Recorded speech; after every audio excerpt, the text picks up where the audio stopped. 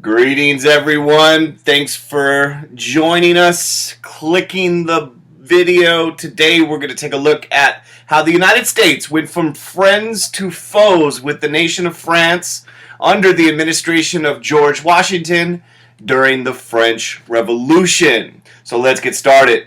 And if you keep in mind, the United States had a lot of foreign policy problems and challenges in the 1790s. England was giving us a headache. Spain was giving us a headache. We had Native American issues. And of course, France. France is probably the biggest one, or the biggest kind of thorn in the side of Washington.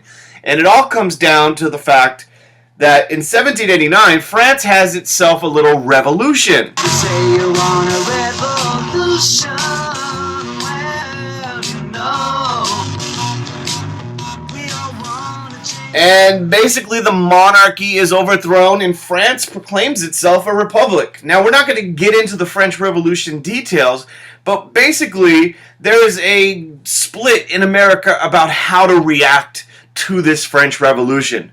You know, for some Americans, especially the Jeffersonian Republicans, they saw this as an extension of our own fight for liberty and, you know, a fellow republic for us to play with in the world.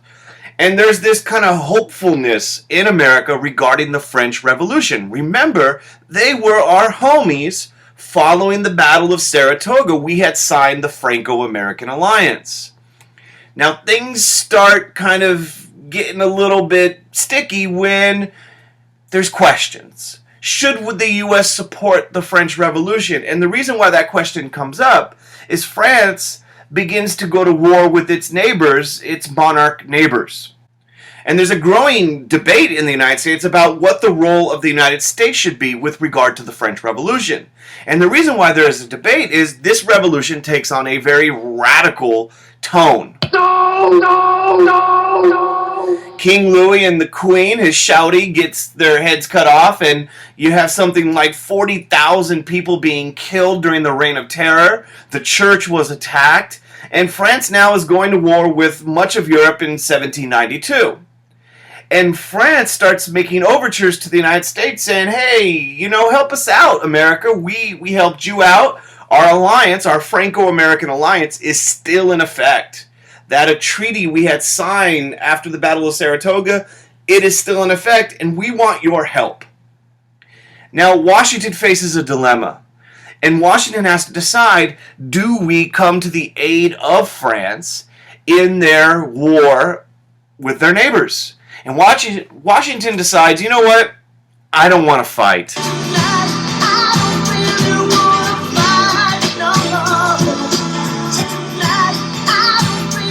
Wanna fight no more, because it's time for letting go.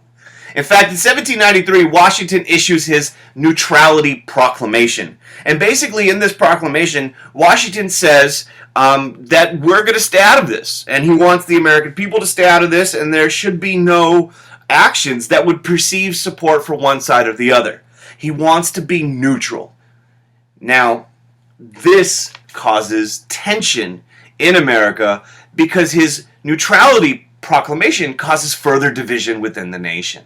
You know, remember, there was the beginnings of political parties during this time. You had the Federalists and you had the Jeffersonians, the Democratic Republicans. And the Democratic Republicans looked at the French Revolution and said, you know what, should we get involved? And the answer is, yeah. Okay, we should get involved because they're upset with Washington's neutrality. They think we should get involved. They're the ones who view the French Revolution as an extension of our own fight for freedom.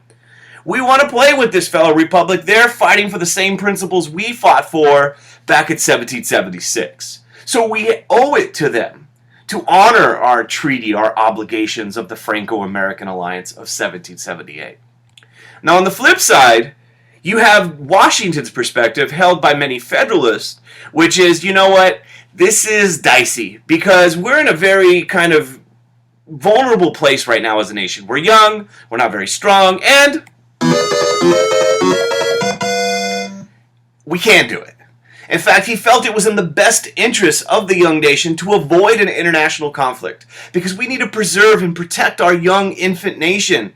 And there was a real concern about how radical this revolution had become. If we get into the mix of this, this could be bad. We don't support what's going on in France, this kind of radical direction it's taken. And now that they're fighting with other countries in Europe, no, thank you. It was fun while we were homies. Now we're done. In fact, Washington and the Federalists, they view it like this. We signed the treaty with the monarch. They're dead. They're gone. And so therefore the treaty is no longer in effect. Now this neutrality is challenged during Washington's administration when you get a guy, a French dude, Citizen Edmond Genet, a representative of the French Republic, and he comes to the United States in the 1790s. He comes to South Carolina, and he starts going on a tour challenging our neutrality, asking for Americans to support the French cause.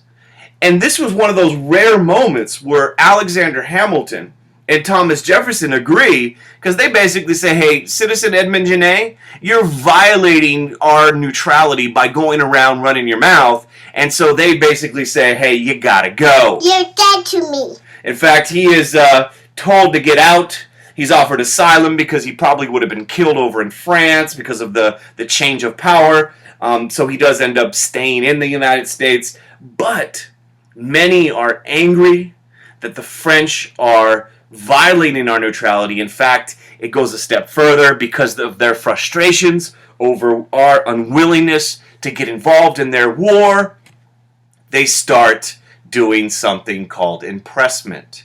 And if you watch the other video about England, you know impressment is an act of kidnapping a ship, its contents, and or its men, and forcing them into your navy. And the reason why this is important is because not only was England doing this, but France was doing this as well.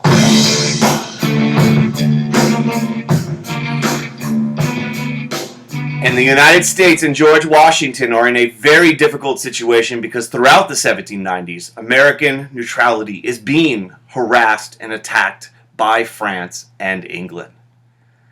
That's going to do it for today. As always, if you haven't done so, subscribe to Joe's Productions. Click like on the video. Tell a friend to check out the channel. Tell all your classmates.